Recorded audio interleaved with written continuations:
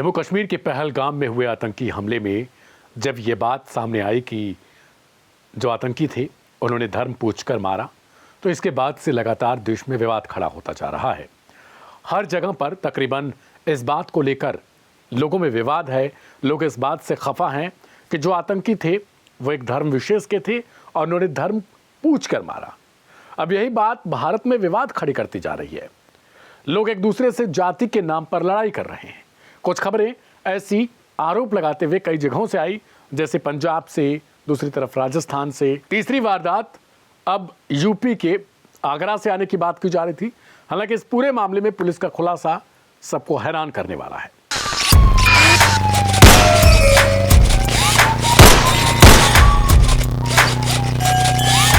नमस्कार, मेरा नाम है दिव्यांशु।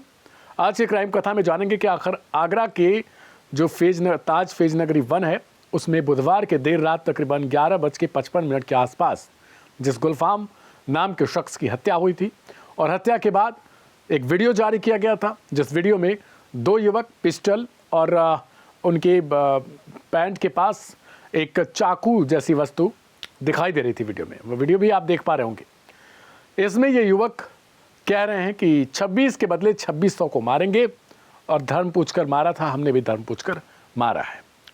इस कहानी में अब नया एंगल आया है और ये क्या है पूरी कहानी, वो भी आपको साथ साथ सुनाते चल रहे हैं और बताएंगे कि आखिर पुलिस ने इस पर क्या कुछ खुलासा किया है। दरअसल गुलफाम की हत्या बुधवार की देर रात तकरीबन 11:55 पे ताज नगरी फेज 1 इलाके में हुई थी, जब गुलफाम एक रेस्तरां को बंद करके उसके बाद अपने दोस्त के साथ घर के लिए रवाना हो रहे थे। इसी वक्त 3 स्कूटी सवार आते हैं, उनसे कुछ पूछते हैं। गुलफाम कहते हैं इन तीनों से कि जो रेस्टोरेंट है वो फिलहाल बंद हो चुका है, तो आप अगले दिन आ सकते हैं, अभी कुछ नहीं मिल पाएगा। इसके बाद दोनों में थोड़ी सी बहस होती है। बहस के बाद अचानक से इन 3 में से एक शख्स पिस्टल निकालता है और फिर सीने पर सटा के गोली मार देता है और इसके बाद गुलफाम वहीं पर नीचे गिर जाते हैं।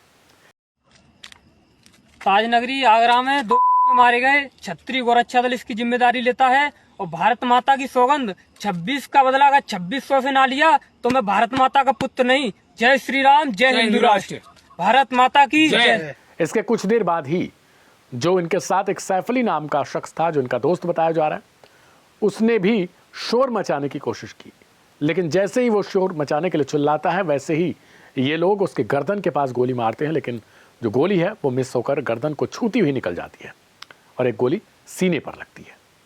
इस गोली के निशान भी उन्होंने कई लोगों को दिखाया। आपका नाम? मेरा नाम सैफ अली। कहाँ के रहने वाले हैं? संजयपुर रनी नई आबादी। 23 तारीख को क्या घटना हुई आपके साथ?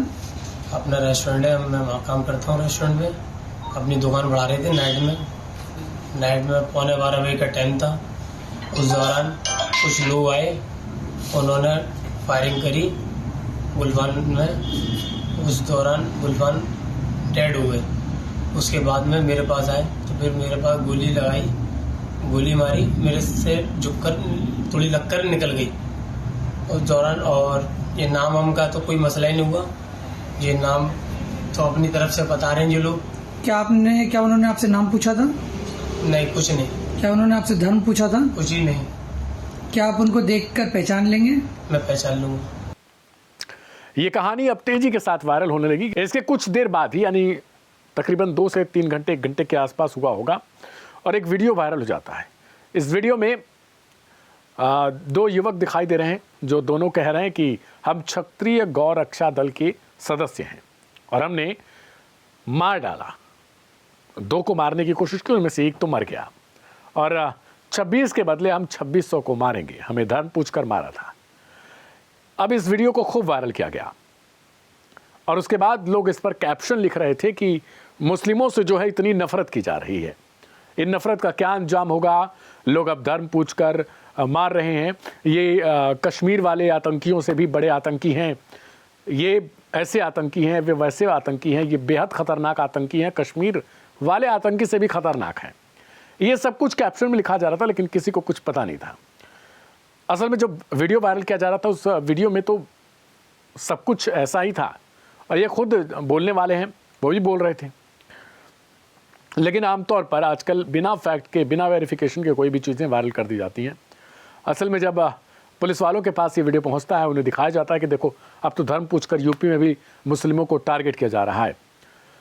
जब पुलिस इस बात की जानकारी के लिए क्षत्रिय गौरक्षा दल से संपर्क करने की कोशिश करती है तो पता चलता है कि ऐसी कोई संस्था ही नहीं है, इस नाम से कुछ नहीं है आगरा में, और ये फिर कैसे आ गए। इस बाबत अब एक जांच की जा रही है, पुलिस इस बारे में जांच कर रही है और एक पोस्ट शेयर किया गया है आगरा पुलिस की तरफ से, जिसमें लिखा गया है कि इस तरीके की कोई भी अगर अफवाह फैलाता है तो उसके ऊपर वैधानिक कार्रवाई की जाएगी, उचित कार्रवाई की जाएगी, चाहे वो सोशल मीडिया हो, कोई चैनल हो, कोई ऐसा हो, उन सबके खिलाफ एक्शन लिया जाएगा। लेकिन सवाल तो ये भी बनता है आगरा पुलिस से ही कि आखिर जो ये युवक हैं ये हैं कौन, इनकी गिरफ्तारी क्या की गई है, क्योंकि इन्होंने पिस्टल दिखाया है, कुछ उसी तरीके की चीज़ें कथित तौर पर ये दिखा भी रहे हैं और इन पर आरोप लग रहा है कि इन्होंने ही ये कांड किया है।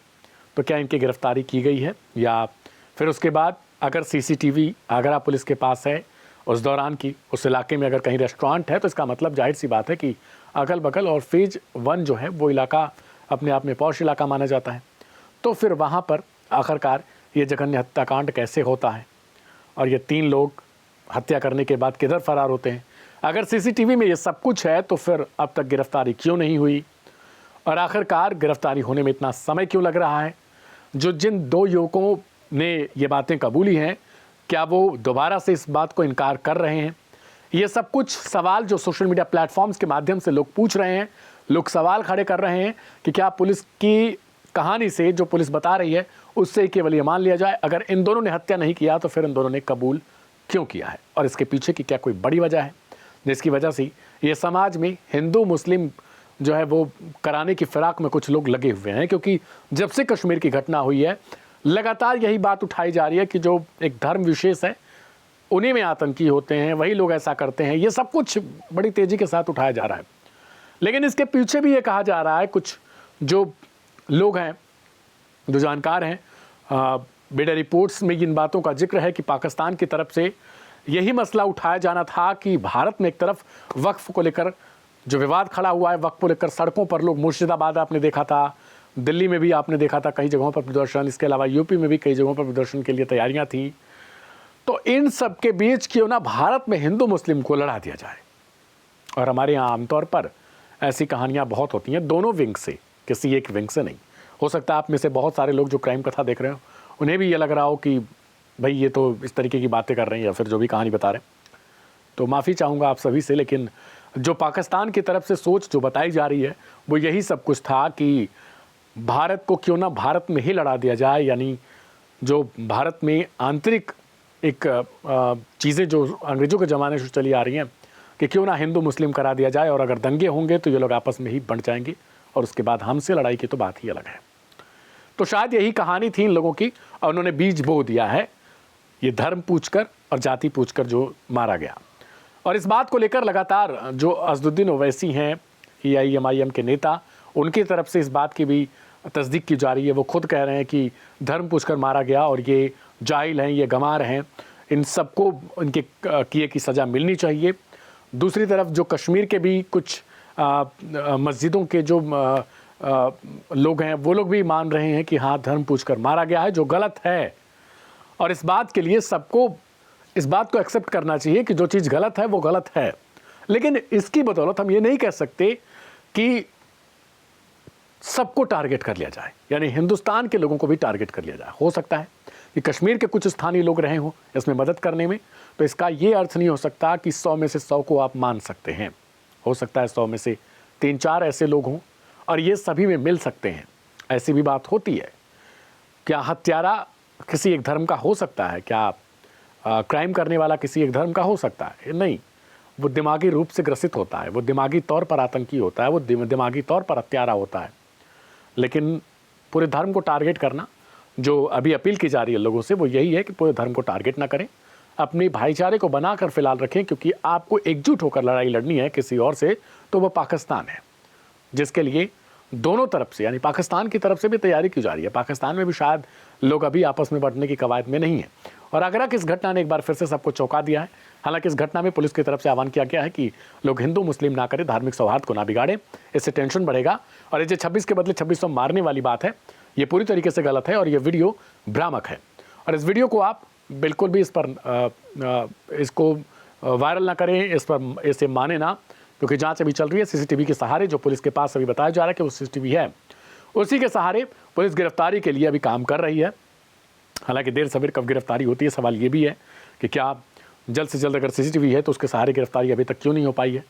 हमारी फ़िलहाल आप सभी से अपील है कि इस चीज़ को आप फ़िलहाल बना कर रखें, धार्मिक सौहार्द न बिगाड़ें तो वो अच्छा होगा। फिलहाल मिलेंगे सोमवार को एक नए एपिसोड के साथ, तब तक के लिए बने रहिएगा आप लाइव हिंदुस्तान के साथ। अपना और अपनों का ख्याल रखिएगा। हो सके तो इस वीडियो को शेयर करके थोड़ा धार्मिक सौहार्द के लिए आप भी अपना हाथ बटा सकते हैं। नमस्ते।